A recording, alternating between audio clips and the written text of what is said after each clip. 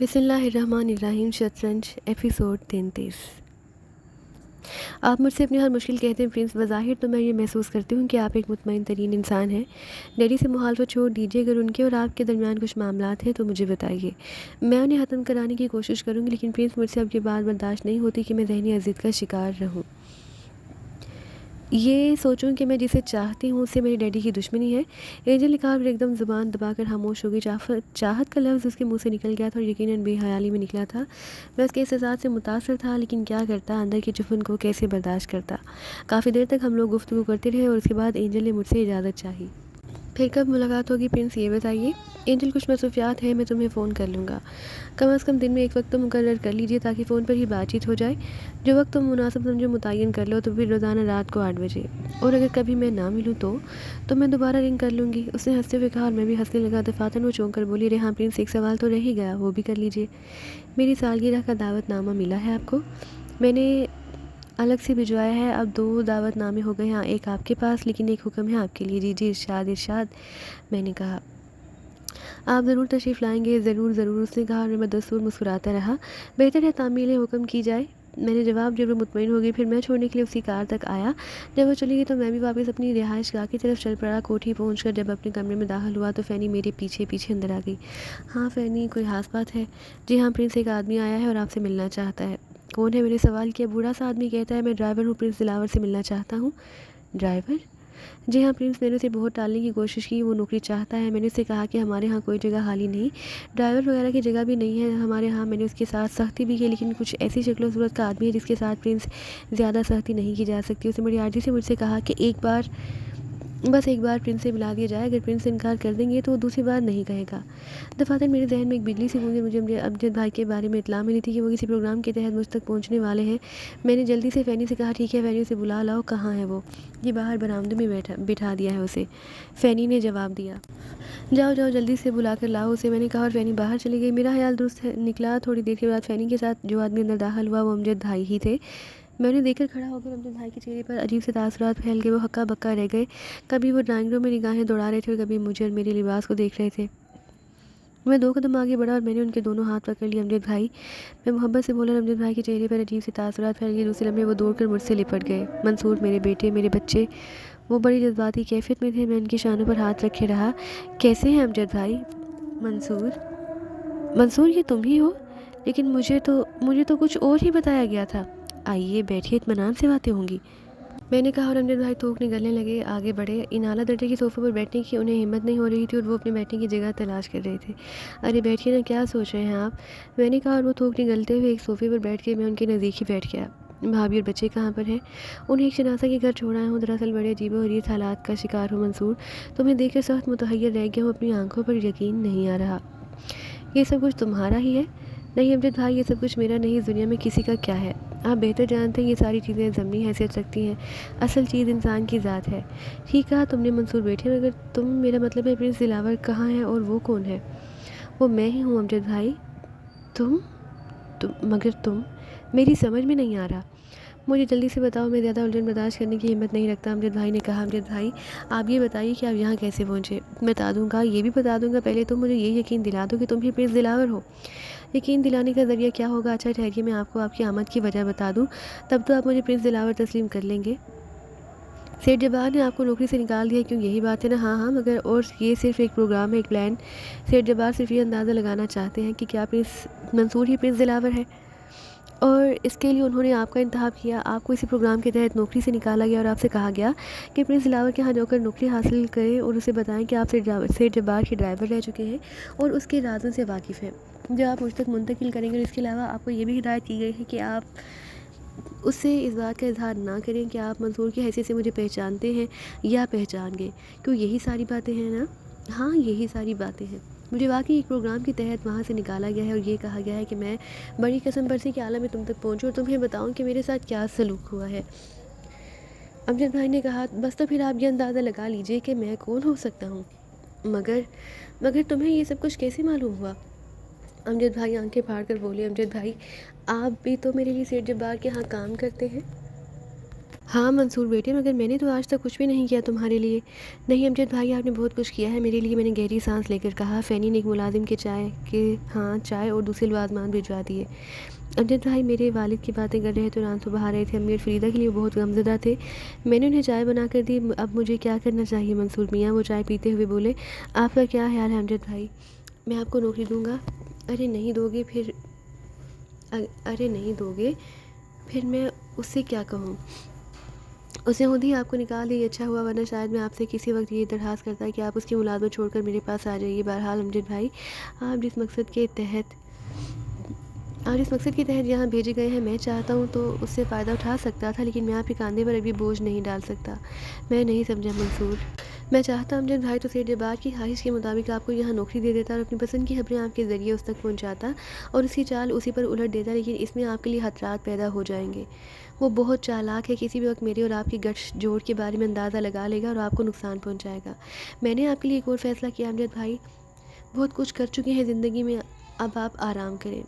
گویا اب تمہارے سر پر جاؤں؟ ایسی بات نہ کہیں امجد بھائی، میری محرومی کا اندازہ ہے آپ کو۔ آپ میرے ابا کے دوست ہیں اور بھابھی میرے لیے ماں کی حیثیت رکھتی ہیں۔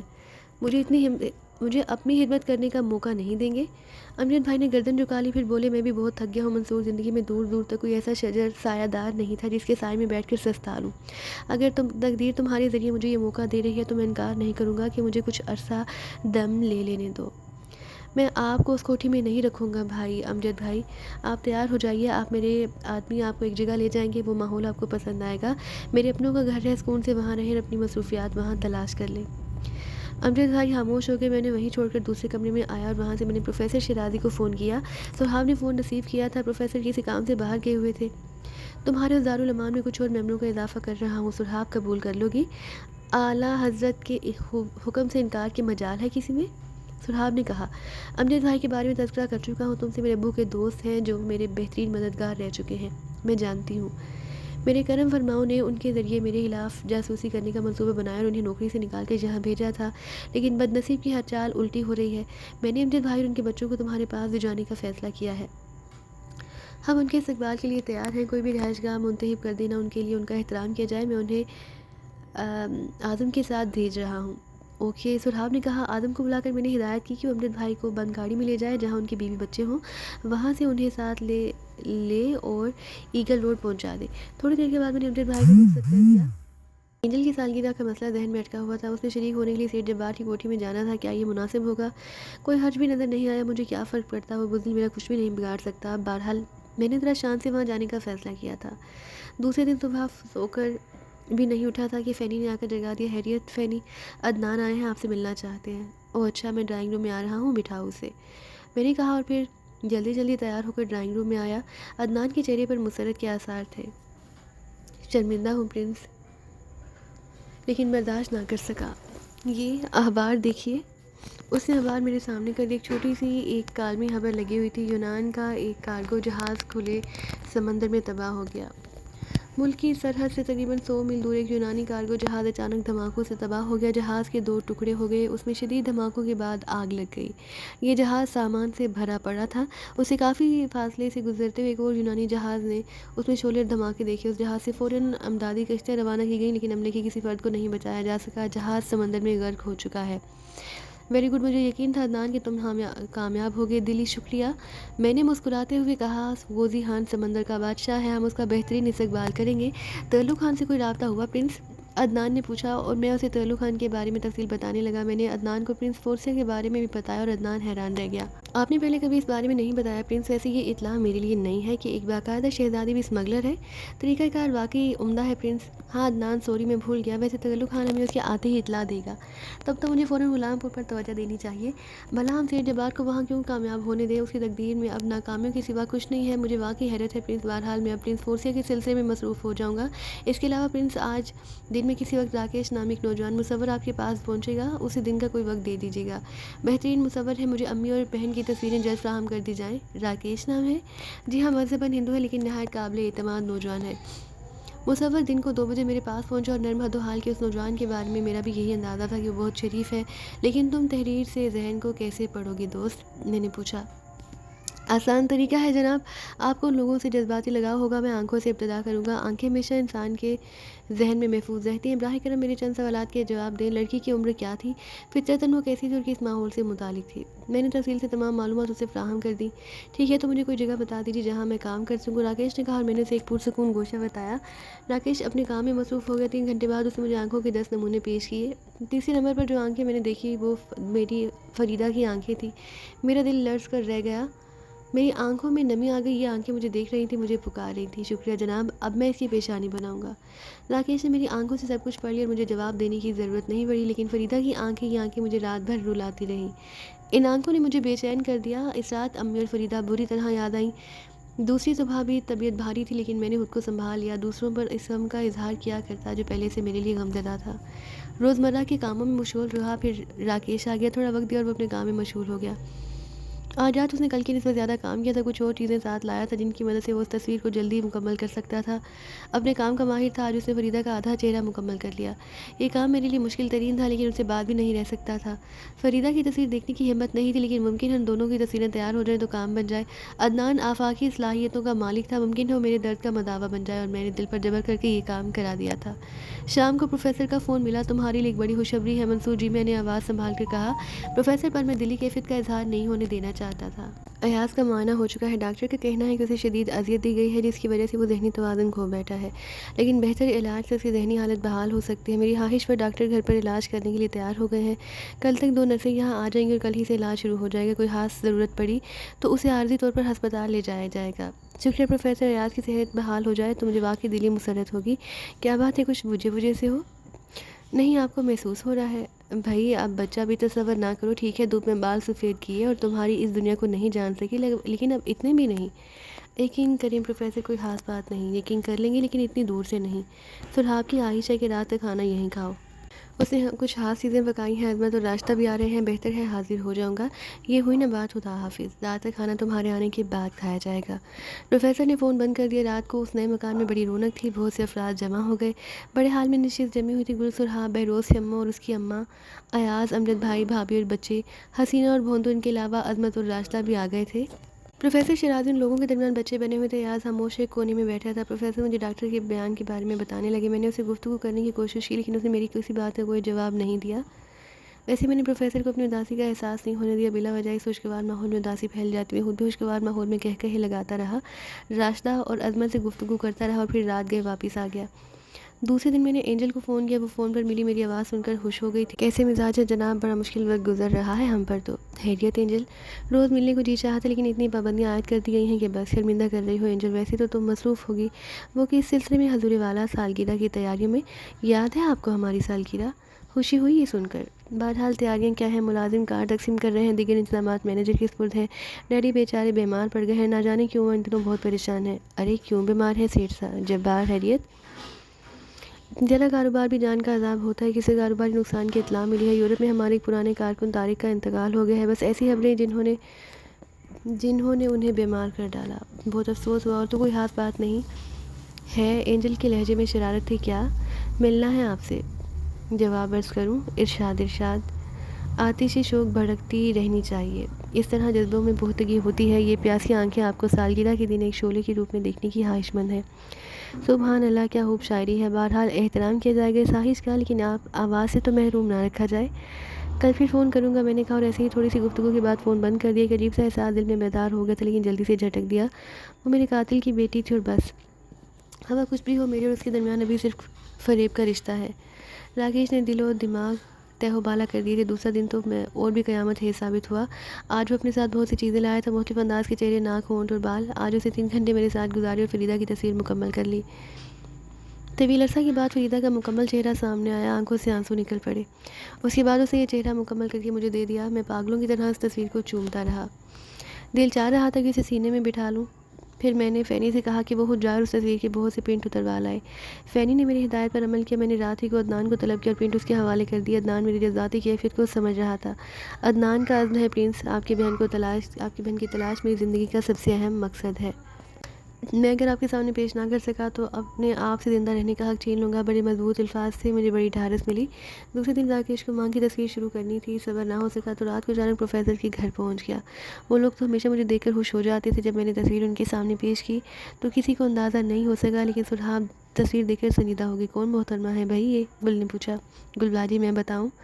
سرحاب نے کہا، جانتی ہو انہیں؟ ویسے حسین بچی ہے۔ پروفیسر شیرازی بولے، ڈیڈی یہ فریدہ ہے، منصور بھیا کی بہن۔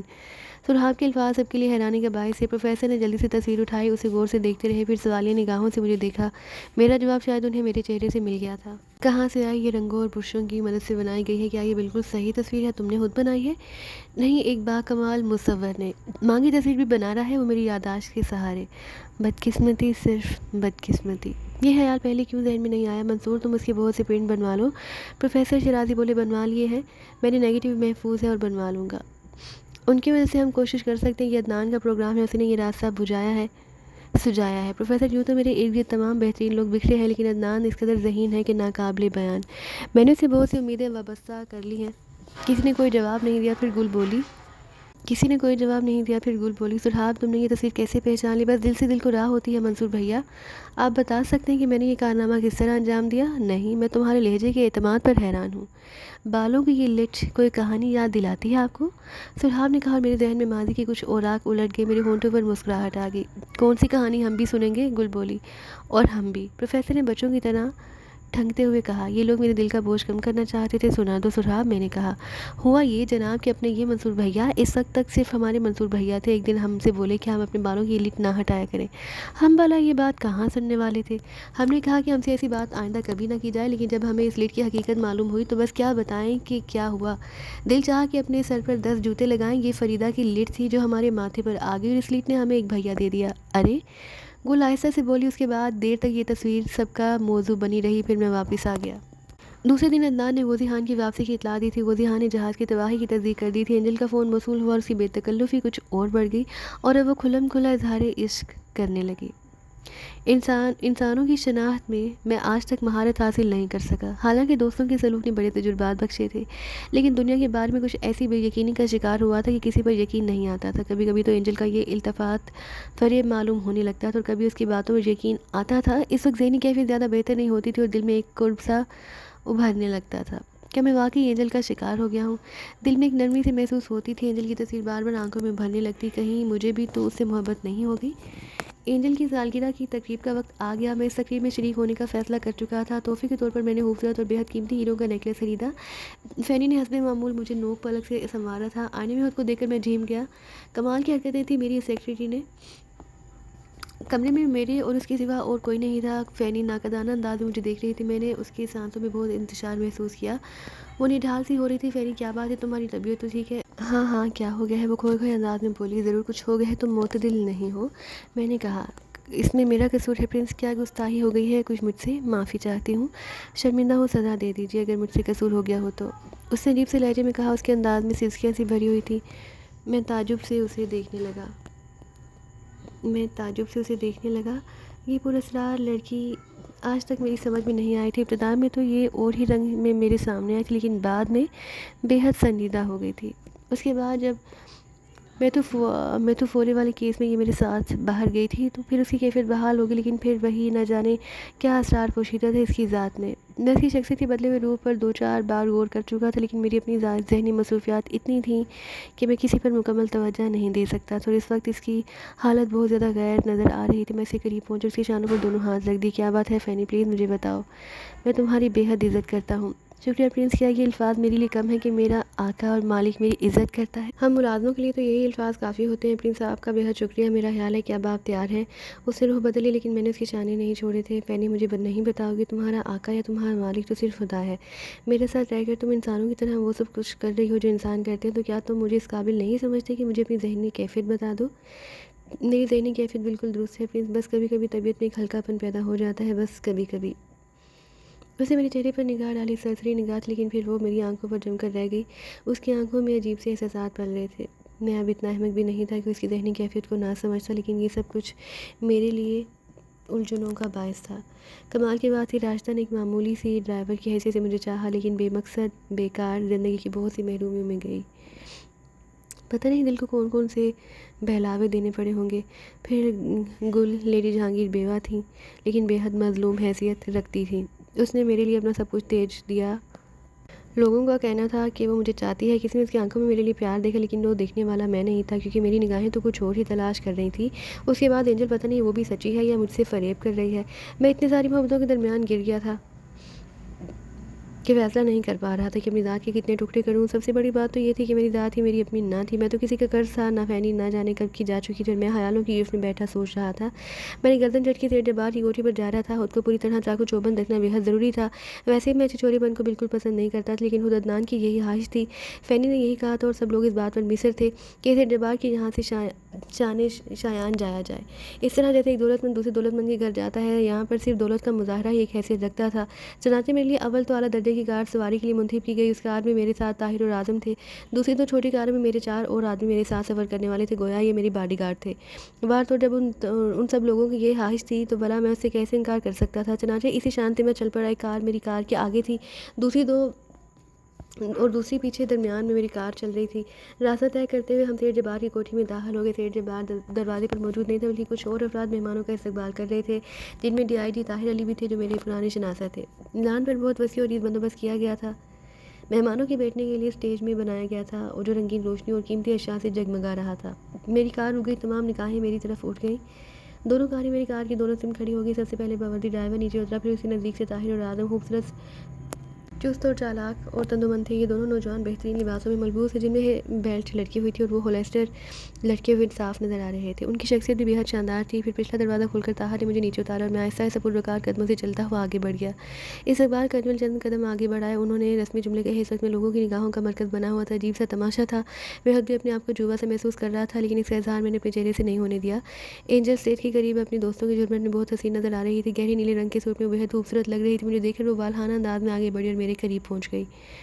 مس جبار کی خدمت میں یہ حقیر سا تحفہ، پرنس دلاور۔ اسے دونوں ہاتھ آگے بڑھا دیے، مجبوراً مجھے اسے ہاتھوں میں ہاتھ دینے پڑے۔ میں نے نیکلس کا ڈبہ اس کے حوالے کرتے ہوئے کہا، مس جبار کی خدمت میں یہ حقیر سا تحفہ۔ اور تھینک یو پرنس، اینجل نے برق پاش نگاہوں سے دیکھتے ہوئے کہا۔ پھر اس نے ڈبے کا ریپر پھاڑ کے اسے کھول لیا۔ نیکلس دیکھا اور اطراف میں کھڑے ہوئے لوگوں کی نگاہیں حیرہ ہو گئی۔ 2-3 لڑکیوں کے حلق سے گہری گہری سانسیں بھی نکل گئی، جن میں ان کی ہلکی سی آوازیں بھی شامل تھیں۔ اتنا قیمتی تحفہ پرنس، میں آپ کے ہاتھ سے اسے اسی وقت پہنوں گی۔ اینجل بے قابو ہو رہی تھی، حالانکہ ایک انتہائی دولت مند باپ کی بیٹی تھی۔ یہ زیورات اور یہ چیزیں اس کے لیے بہت زیادہ اہمیت نہیں رکھتی تھی، لیکن وہ مجھے ایک خاص حیثیت دینا چاہتی تھی۔ میں نے ادھر ادھر دیکھا، بہت سی نگاہیں معنی خیز انداز میں ہم دونوں کی جانب اٹھی تھیں۔ باہر تو اس کی فرمائش تھی اور سب لوگوں کے سامنے اس نے کہا تھا کہ اگر میں اسے رد کر دیتا تو اس کی بڑی توہین ہوتی۔ میں نے خفیف سے انداز میں مسکراتے ہوئے نیکلس ڈبے سے اٹھایا اور اس نے گردن جھکا دی۔ میرے دونوں ہاتھ اسی گردن میں حائل ہو گئے اور میں نے نیکلس کے ہک لگا دیے۔ اینجل نے سینے پر ہاتھ رکھ لیا، چاروں طرف سے تالیاں بجنے لگیں۔ حاجی الہی تالیاں بجانے والوں میں پیش پیش تھے۔ اینجل میرا ہاتھ پکڑ کر آگے لے گئی، لیکن عقب سے ایک آواز سنائی دی، مس جبار، پرنس دلاور تو ایک ایسی انکش ہے جو کبھی کبھی بھی ہم لوگوں کے ہاتھ لگتے ہیں۔ اللہ نے آپ کو اتنی سہیلیاں دے دی ہے، انہیں ہمارے لیے چھوڑ دیجیے۔ لوگوں کا ایک کہکہا ابھرا۔ بولنے والے سیٹھ مسعود احمد تھے۔ میں نے ان سے پرتپاک انداز میں مصافحہ کیا، لیکن اینجل ان الفاظ سے جھیمتی نہیں تھی۔ اس نے مسکراتے ہوئے کہا، قرض کے طور پر آپ کو دے رہی ہوں مسعود انکل، واپس کر دیجیے گا۔ اس بات پر پھر کہکہا پڑا۔ زیادہ تر افراد میرے ہی گرد جمع ہو گئے تھے۔ سیٹھ جبار نظر نہیں آ رہے تھے۔ میں نے حاجی الہی سے پوچھا، سیٹھ جبار کہاں پر ہے؟ ارے آپ ان سے مل لیں پرنس، وہ بیچارے صاحب فراش ہیں، اٹھ کر نہیں آ سکے۔ اینجل سب سے معذرت کر چکی ہے۔ اچھا ٹھیک ہے، کوئی بات نہیں، مل لیں گے ان سے، میں نے کہا۔ اس کے بعد یہاں موجود لوگوں سے ملاقاتیں ہوتی رہیں۔ اینجل اتنی سہیلیوں میں گھسی ہوئی تھی، کہہ کے ابھر رہے تھے، ان میں کبھی میرا نام بھی ابھر جاتا۔ کئی لڑکیاں مجھ سے ملنے کے لیے آئی تھیں، مجھ سے آٹوگراف بھی لیے گئے تھے۔ حالانکہ یہ احمقانہ حرکت تھی، مجھے کبھی بھی پسند نہیں آئی تھی۔ بس بلا وجہ کا پریشان کرنا ہوتا ہے۔ باہر تو رسم چل چکی تھی، میں کیسے انکار کر سکتا تھا۔ DIG صاحب بھی میرے قریب ہی رہے، ان سے بھی گفتگو کرنے کا موقع ملا۔ DIG نے موقع پا کر مجھ سے کہا، پرنس منصور، آپ میری مسرتوں کا اندازہ نہیں لگا سکتے۔ اس کوٹھی میں آپ کبھی کسی اور حیثیت سے داخل ہوئے تھے، لیکن آج سچ ہے، خدا ہر انسان کو اس کا مقام دیتا ہے۔ آپ نے مجھے پرنس منصور کے نام سے پکارا ہے DIG صاحب۔ بھائی میں آپ کو کسی بھی نام سے پکاروں، مجھے معاف کر دیا کریں، DIG صاحب نے محبت بھرے لہجے میں کہا۔ چلیے ٹھیک ہے، معاف کیا، میں نے کہا، اور وہ شکریہ ادا کر کے مسکرانے لگے۔ حاضر ہنگامہ خیزی میں وقت گزرا۔ اینجل نے سالگرہ کا کیک کاٹا، ضیافت ہوئی اور یوں بہترین وقت گزرتا رہا۔ فوٹوگرافروں نے میری بہت ساری تصویریں بنائیں۔ اینجل نے تنہا میرے ساتھ کھڑے ہو کر کئی تصویریں بنوائی تھیں۔ باہر تو میں ان سب لوگوں میں گھل مل گیا تھا اور تھوڑی دیر کے لیے صورتحال کو بھول گیا۔ طاہر اور اعظم مجمع میں میرے اطراف موجود تھے، ان کی قابل نگاہیں ہر طرف کا جائزہ لے رہی تھی۔ میرے باڈی گارڈ بھی کار کے نزدیک موثر کھڑے تھے، لوگوں کی نگاہیں بار بار ان کی جانب اٹھ جاتی۔ پھر تفریحات کا طوفان تھمنے لگا۔ ایک گلوکار نے چند نغمے سنا، اس کے بعد ڈنر کا اہتمام ہوا۔ ڈنر سے فارغ ہوئے تو خاصا وقت ہو گیا۔ مہمان اب بھی کافی تعداد میں لان میں موجود تھے اور لان تیز سرچ لائٹوں سے جگمگا رہا تھا۔ کچھ اور تفریحات بھی تھی جو ہونے والی تھی۔ اینجل میرے نزدیک آئی اور کہنے لگی، ڈیڈی سے نہیں ملیں گے پرنس؟ اوہ ہاں، میں نے سوچا تھا کہ واپسی میں ان سے ملاقات کرتا جاؤں گا۔ ابھی کہاں، ابھی تو کچھ اور چھوٹے موٹے پروگرام ہیں، میں ان کے بغیر آپ کو نہیں جانے دوں گی۔ دیکھیے نا، ابھی تو تمام مہمان رکے ہوئے ہیں، ابھی کون جا رہا ہے؟ تو بھی ٹھیک ہے، آئیے سیٹھ جبار سے بھی ملاقات کر لی جائے، میں نے کہا، اور اینجل مجھے لیے آگے بڑھ گئی۔ طاہر اور آدم نے سوالیہ نگاہوں سے مجھے دیکھا اور میں نے مسکرا کر گردن ہلا دی۔ مقصد یہی تھا کہ کوئی خطرہ نہیں ہے، وہ مطمئن رہے۔ میں نے اینجل کے ساتھ سیٹھ جبار کی کوٹری کے اندرونی حصے میں داخل ہو کر رین اسی جگہ پہنچ گیا جہاں ایک بار سیٹھ جبار نے مجھ سے ملاقات کی تھی۔ طارق میرے ساتھ تھا، وہ میری سفارش کر رہا تھا اور سیٹھ جبار بے اتنائی سے مجھے ٹھکرا رہا تھا۔ اس نے یہ الفاظ کہے، اگر اس کا دماغ درست ہو جائے تو اسے ہمارے ہاتھوں میں شامل کر دو، ورنہ دوسری صورت میں اس لیے مناسب جگہ کا بندوبست کر دو۔ وہی جگہ تھی، بالکل وہی۔ سیٹھ جبار مسہری پر دراز تھا اور اس کے آدھے بدن پر ایک اونی کمبل پڑا تھا۔ چہرے سے واقعی نکاہٹ ٹپک رہی تھی، ہونٹوں میں پائپ دبا تھا۔ مجھے اور اینجل کو دیکھ کر اس نے تکیوں پر کوہنی ٹکائی اور دانتوں میں دبا ہوا پائپ نکال کر برابر رکھی ہوئی صندلی میز پر رکھ دیا۔ پھر وہ نکاہت بھری آواز میں بولا، سوری پرنس، بڑی آرزو تھی کہ آپ کبھی ہمارے غریب خانے پر بھی تشریف لاتے۔ آپ نے یہ آرزو اس وقت پوری نہ کی، لیکن اب جب ہماری تقدیر کھلی تو کیسی بدنصیبی ہے کہ ہم بستر پر پڑے ہیں۔ بار طور اس ضمانت میں آپ کی آمد کا دلی شکریہ۔ موقع تو نہیں ہے پرنس کہ آپ سے درخواست کی جائے کہ تھوڑا سا وقت ہمیں تنہائی میں دے دیں، لیکن بعد بھی نہیں رہ سکتے اگر آپ اس طرف کی دلچسپیوں کو تھوڑی دیر کے لیے ایک طرف کے لیے نظر انداز کر دیں، کچھ وقت ہمیں دے دیں تو ہم آپ کے بےحد ممنون ہوں گے۔ کیوں نہیں سیٹھ جبار، میں آپ کے ساتھ تنہا وقت آپ چاہیں گزارنے کے لیے تیار ہوں، لیکن بھائی شرط یہ ہے کہ یہ جو صاحبزادی ہے یہ بھی ہمیں اس کی اجازت دے دیں۔ ڈیڈی، اس وقت اینجل نے ٹھنکتے ہوئے کہا، بھائی یہ درخواست ہے ہماری آپ دونوں حضرات سے، ویسے آپ کی مرضی۔ ایک بیمار آدمی بھلا کسی کو پرزور الفاظ میں کیا حکم دے سکتا ہے؟ کوئی حرج نہیں ہے مس اینجل، آپ کے ساتھ جو وقت گزارنا ہے وہ اس ملاقات کے وقت میں سے نکال دیا جائے گا، اور آپ جب کہیں گے میں یہاں رکوں گا، وعدہ؟ اینجل نے شوخ نگاہوں سے مجھے دیکھتے ہوئے کہا۔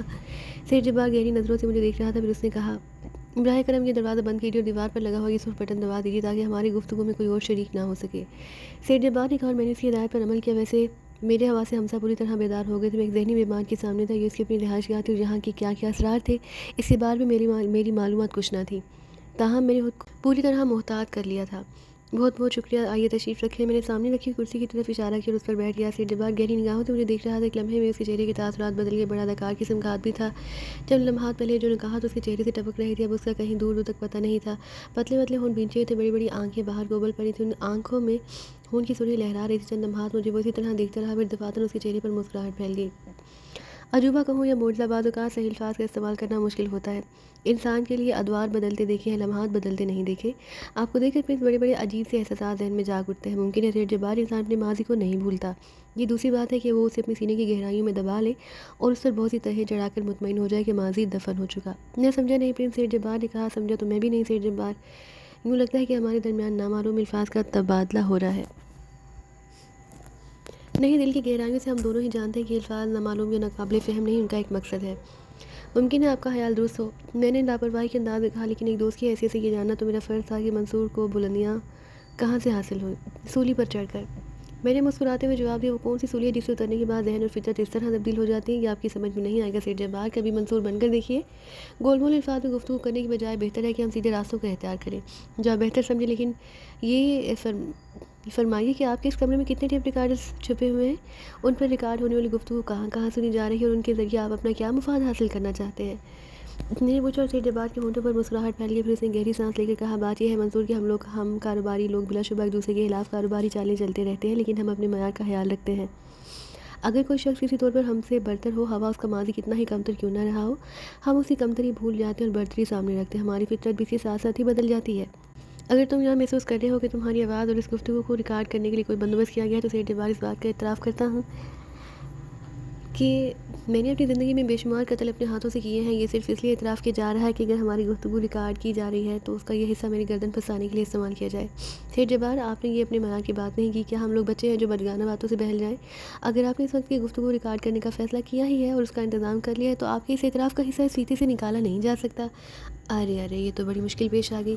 پھر یوں کرو پرنس کہ یہاں سے کسی بھی ایسی جگہ چلتے ہیں جس کا انتخاب تم خود کرو، وہاں بیٹھ کر ہماری اور تمہارے درمیان باتیں ہوں گی۔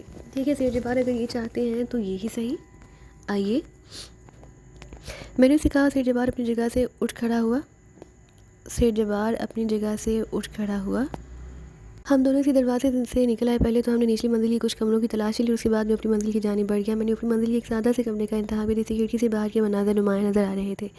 उसके बाद मैंने सेठ जब्बार के लिबास की तलाशी ली और उसकी कलाई में बंधी घड़ी और अंगूठी को चेक किया, और मुझे जब अंदाज़ा हो गया कि ट्रांसमीटर टेप रिकॉर्डर टाइप की कोई चीज़ उसके पास मौजूद नहीं है, तो मैं उसका शुक्रिया अदा करके खिड़की के नज़दीक कुर्सी घसीट कर आ बैठा। सेठ जब्बार भी मेरे सामने कुर्सी घसीट कर दराज हो गई। उसके चेहरे पर जल्जले के आसार थे। मेरी इस तमाम कार्रवाई को वो अपनी शदीद तौहीन महसूस कर रहा था, लेकिन शायद मुझसे गुफ्तगू करने के लिए बेचैन भी था, क्योंकि मेरी तमाम बातें बर्दाश्त कर रहा था। चंद लम्हात खामोशी रही, फिर वो कहने लगा, माजी की कुछ यादें बहुत से भूले हुए फसाने याद दिलाती हैं प्रिंस दिलावर। आपको देखकर मुझे बार बार एक बच्चा याद आता है जो बड़ा पुरअज़्म और बहुत ही पुरजोश था, लेकिन खराबी थी कि कुछ उसमें वो किताबें पढ़ पढ़ कर उन पर अमल करने के बारे में सोचने लगा था। वो बेचारा नहीं जानता था कि किताबें सिर्फ नेकियों का सबक देने के लिए लिखी जाती हैं, लेकिन चूँकि नेकियों की बुनियाद यही तमाम बातें बताई गई हैं, इसलिए वो इनसे इनहराफ भी नहीं कर सकते। अगर मुझे आज़ाद तौर पर वक्त और माहौल के बारे में तबसरा करने के लिए कहा जाए, तो मैं दुनिया को ये बताऊं कि नेकी और शरीफाना ज़िंदगी का मफ़हूम बदल चुका है। तुम एक शख्स को बदलने की कोशिश करते हो, माशरे को बदलने का बेड़ा कौन उठाएगा? कोई शख्स तुम्हारी किताबें पढ़कर सच्चाई के रास्तों पर आने की कोशिश करे, तो ये रास्ते कौन सी सिमत में मिलेंगे उसे? वो जिस रास्ते को सच्चाई का रास्ता समझकर आगे बढ़ेगा, उसका अख्ताम एक ऐसी बुलंद चट्टान के करीब होगा जिसकी दूसरी सिमत पहुँचना नामुमकिनात में से होगा। तो फिर उन रास्तों की बजाय वो अंदाज़ क्यों ना इख्तियार करूँ, वो बातें क्यों ना बताऊँ जिनका वजूद हो? ये शायद तकरीर के अंदाज में गुफ्तगू कर रहा हूँ प्रिंस दिलावर, लेकिन इस बच्चे को तो आप भी अच्छी तरह जानते हैं। मैंने अपने आदमी से कहा कि इसकी तलाश करो और उसे उसका वो मुकाम दो जो होना चाहिए, लेकिन ज़िद्दी बच्चा ना माना और अपनी हरकतों में मसरूफ़ रहा। फिर कहीं से उसे अलादीन का चिराग मिल गया। वो चिराग वो कहाँ से लाया, उसके बारे में मुझे अभी तक कुछ नहीं मालूम। प्रिंस दिलावर मैं उसका एतराफ़ करता हूँ, लेकिन चिराग की जिनकी मदद से उसने एक ऐसी दीवार को उखाड़ने की कोशिश की जिसकी तामीर सदियों में होती है और जिसे उखाड़ने के लिए भी सदियाँ दरकार हैं, जबकि उस मासूम बच्चे की उम्र बहुत कम है। ताहम प्रिंस वो दीवार उस मासूम बच्चे से ताउन करने की ख्वाहिशमंद है। हम दूर की बात कर चुके हैं, अदवार जूं तब्दील होते हैं, उनके अखबार भी तब्दील होते हैं। नेकियों की तलकीन किताबों में सचती है और इंसान को ये किताबें ज़रूर पढ़नी चाहिए, लेकिन कहानियों के तौर पर, क्योंकि कहानियों से बाहर की दुनिया मुख्तलिफ होती है। सॉरी प्रिंस, मुझे महसूस हो रहा है कि इस बार मैं फिर भटक गया। वैसे आपकी कामयाबी पर एक बार फिर मुबारकबाद देता हूँ आपको। आपने ये सब कुछ जहाँ से भी हासिल किया बिलाशुबा एक तिलिस्मी हैसियत रखता है, लेकिन तिलिस्म को तोड़ा भी जा सकता है। आपने उस दौरान बहुत कुछ कहा। मैं तो फ़ौरी और ऐसे बहुत से दूसरे मामला जो मेरे लिहाज से दिलचस्प रहे, लेकिन एक मसले में अभी तक मेरा जहन कोई ऐसी बात तलाश ना कर सका जो मेरे जहन को मुतमईन कर दे। वो क्या सेठ जब्बार? मैंने मुस्कुराते हुए कहा, वो जहाज़ कैसे डूबे जिसके लिए मैंने एक अजीम सरमाया खर्च किया था। सेठ जब्बार, हर अरूज को जवाल होता है। मजबूत से मजबूत दीवारें पुरानी होकर खंडरात की शक्ल में रह जाती हैं, उनके असरात बाकी रह जाते हैं, लेकिन हवाओं के तेज़ झोंके उनकी ईंटें गिराते रहते हैं। फिर एक वक्त वो ज़मीन बोस हो जाती है और उनकी खुदाई कर दी जाती है, फिर उन पर नई इमारतें बन जाती हैं। तुम्हारी तमाम कोशिशें अब खोखली हो चुकी हैं। तुमने जो कुछ किया उस जहाज़ के ज़रिए, तुम जो मफादात हासिल करना चाहते थे, मैंने उनकी जड़ ख़त्म कर दी। और यही नहीं सेठ जब्बार, तुम बूढ़े हो चुके हो। ज़हनी तौर पर भी, जिस्मानी तौर पर भी। बेहतर ये होता है कि सारी ज़िंदगी उखाड़े में लड़ने वाला पहलवान एक दिन दूसरों की बर्तरी तस्लीम करके बाइज़्ज़त तरीके से लंगोट खोल देता है। यही वक्त तुम पर आ गया है। मैं तुम्हें मशवरा देता हूँ सेठ जब्बार, बाकी वक्त सिर्फ एक देखने वाले की हैसियत से गुजार दो। दूसरों को आगे बढ़ने का मौका दो, उन्हें तस्लीम करो। आपको तो मैंने तस्लीम कर लिया है प्रिंस दिलावर, देख नहीं रहे आप? मैं मुसलसल आपको आपके नकली नाम से पुकार रहा हूँ, सेठ जब्बार ने कहा, और मेरे होंठों पर मुस्कुराहट फैल गई। क्या वक्त ने तुम्हें इसके लिए मजबूर नहीं कर दिया सेठ जब्बार? नहीं मेरे दोस्त, वक्त की लगाम अभी भी मेरे हाथ में है। वो मासूम बच्चा अभी मेरी मुट्ठी में जकड़ा हुआ, उसकी गर्दन मेरे शिकंजे में है। यकीन ना आए तो देखो, इस खड़क से दूसरी तरफ तुम्हारे देखने के काबिल मंजर है। जवान ने कहा और मेरी निगाहें उस तरफ उठ गई। स्याह रंग के हसीन लिबास में मलबूस एक नौजवान लड़की खड़ी खामोशी से इधर उधर देख रही थी। दूसरे लम्हे मेरा दिल उछल कर हलक में आ गया। पूरे बदन की रगें तन गई थी, मेरी सारी जान आंखों में सिमट आई। ये चेहरा मेरे लिए सबसे बड़ी मुसर्रत था। हाँ, ये फरीदा थी, मेरी गुमशुदा बहन फरीदा। मेरे पूरे वजूद में थरथराहट सी पैदा हो गई और होशो हवास एक लम्हे के लिए साथ छोड़ गए। मेरी फटी फटी सी निगाहें उस पर जमी हुई थी। फरीदा बड़ी हो गई थी और उम्दा लिबास में थी, बेहद खूबसूरत नज़र आ रही थी, लेकिन वो खामोश खामोश एक जगह खड़ी थी। मेरा जिस्म सुन होकर रह गया और मैं कोशिश के बावजूद जंबिश नहीं कर सका। सेठ जब्बार गहरी निगाहों से मुझे देख रहा था और उसके होंठों पर अजीब सी मुस्कुराहट फैली हुई थी। क्या ख्याल है प्रिंस? दफातन उसकी आवाज़ उबली और मैं चौंक पड़ा। मैंने जलती आंखों से उसे देखा, उसकी मुस्कुराहट और गहरी हो गई। बात यह है प्रिंस कि दौलत बहुत कुछ दे देती, लेकिन असल चीज़ सज्जिया है। तुमने मुख्तसर अरसे में वो कर दिखाया जिसे अकल तस्लीम नहीं करती। तुम्हारी परवाज़ काबिल तारीफ़ है। मैं हैरान रह गया हूँ, लेकिन अभी मेरे हाथ में कई कार्ड हैं और ये तजुर्बे की बात है। मेरे बदन में चिंगारियाँ दौड़ने लगी। मैं वहशियाना अंदाज में पलटा और सेठ जब्बार कई कदम पीछे हट गया। आप नौजवान हैं प्रिंस, जज्बाती होने की कोशिश ना करें, सूरत हाल मेरे हक़ में है। मैं खामोशी से देखता रहा और हंस पड़ा। ये बात आपको ज़ेब नहीं देती कि आप पागलों की तरह दौड़ते हुए नीचे जाएं और हंगामा करें। दूसरी बात यह कि जब आप वहाँ पहुँचेंगे तो वो जा चुकी होगी, एक बार फिर बाहर देख लें। میں نے باہر بے احتیاط کھڑکی سے باہر دیکھا، سفید سوٹ میں ملبوس ایک نوجوان فریدہ کے پاس کھڑا تھا، پھر وہ دونوں وہاں سے آگے بڑھ گئے۔ ان کا رخ دروازے کی طرف دیکھا آپ نے پرنس؟ آپ کسی رفتار سے بجائے ان دونوں کو نہیں پا سکیں گے، میں نے اس کا مکمل انتظام کر رکھا ہے۔ کمبخت نے اس وقت ایسا داؤ مارا تھا کہ میں چاروں خانے چت ہو گیا۔ آؤ پرنس، اطمینان سے بیٹھ کر گفتگو کریں۔ پھر جبار نے کہا اور کھڑکی سے ہٹ آیا۔ تشریف رکھیے، میں نے کرسی کی طرف اشارہ کیا، میں بیٹھ گیا۔ میں تیز نظروں سے اسے گھورتا رہا، رومانی ہیرے انداز میں مسکراتا ہوا، پھر قدرے توقف سے بولا، مجھے اجازت دیں پرنس کہ میں آپ کو منصور کہہ کر مخاطب کروں۔ دراصل اس نام میں بڑی اپنائیت ہے، ہاں ہمارے اور آپ کے درمیان تکلف پیدا ہو گیا۔ میں تھوک نکل کر رہ گیا، میرا ذہن آگ اگل رہا تھا۔ چند لمحوں کے لیے میرا ذہن سوچنے سمجھنے کی صلاحیت مفلوج ہو گئی تھی، میں کوئی فیصلہ نہیں کر پا رہا تھا۔ فریدہ اس کی تحویل میں تھی، ماں بھی اس کے پاس ہی ہوگی، وہ آسانی سے تو ان دونوں کو میرے حوالے نہیں کرے گا، خود کو سنبھالنا ضروری ہے۔ چنانچہ بمشکل تمام میں خود کو سنبھالتے ہوئے بولا، تم کسی بڑی غلط فہمی کا شکار ہو سیٹھ جبار، کیا مطلب؟ نہ جانے اس دوران میں تم کیا بکواس کرتے رہے ہو، میری سمجھ میں تمہاری بات نہیں آئی ہو، کوئی نئی بات ذہن میں آ گئی ہے، شاید کھیل کچھ اور لمبا چاہتے ہو تو تمہاری مرضی۔ بہرحال میں تعاون کی پیشکش کر چکا ہوں، کیسا تعاون اور کس سلسلے میں، مجھے سمجھاؤ سیٹھ جبار۔ تم نے مجھے جو نقصانات پہنچائے ان کی فہرست بہت لمبی ہے، لیکن ابھی سکت ہے مجھ میں طویل عرصے تک جنگ کر سکتا ہوں، میں نے تمام زندگی یہ کھیل کھیلے ہیں، جیتتا بھی رہا ہوں، اب ہارنے کی باری ہے۔ اگر تمہارے ذہن میں کوئی کھیل ہے تو کھیلتے رہو، مجھے کوئی اعتراض نہیں، اب اجازت دو گے؟ ارے نہیں، بیٹھو پرنس، اتنی بھی جلدی کیا ہے؟ میری شرائط بہت آسان ہے، تم وہ کالا گلاب تو دیکھ ہی چکے ہو۔ ہاں، جو کچھ تم نے دکھایا وہ میں دیکھ چکا ہوں۔ کیا تمہارے دل میں اس کے حصول کی خواہش نہیں ہے؟ ابھی نہیں، بہت عرصہ گزر گیا، اب کوئی فیصلہ ہو جانا چاہیے ہمارے درمیان۔ میں فیصلہ کرنے کے لیے تیار ہوں، مگر میں تیار نہیں ہوں۔ کیا مطلب؟ ابھی تو تم نے کہا تھا کہ فیصلہ دو معنی لفظ ہے، اس کا دوسرا مطلب یہ نکلتا ہے اس کھیل کا آغاز تمہاری پسند سے ہوا، انجام میری پسند کا ہوگا۔ گویا تم نے اس کھیل کو تسلیم کر لیا ہے۔ میں خاموشی سے مسکراتا رہا، لیکن دل پر جو گزر رہی تھی وہ میں ہی جانتا تھا، لیکن فی الحال یہی کافی تھا کہ مجھے فریدہ کی شکل نظر آ گئی تھی، وہ زندہ ہے، سکون سے، اب اس کا حصول ناممکن نہیں تھا۔ تقدیر میں ہے تو ضرور ملے گی، صبر سے کام لینا چاہیے۔ ہاں، کھیل تو شروع ہوا ہے، تم بھی تو جوابی چالیں چل رہے ہو، لیکن اس وقت تقدیر تمہارے ساتھ ہے۔ ایک بات بتاؤ سیٹھ جبار، تم مجھے منصور کیوں ثابت کرنا چاہتے ہو؟ اس لیے کہ تم منصور ہو۔ منصور کون تھا؟ ایک عاقبت نااندیش آوارہ لونڈا جو بذات خود کچھ بھی نہیں تھا اور نہ اب ہے۔ پھر کیا ہوا؟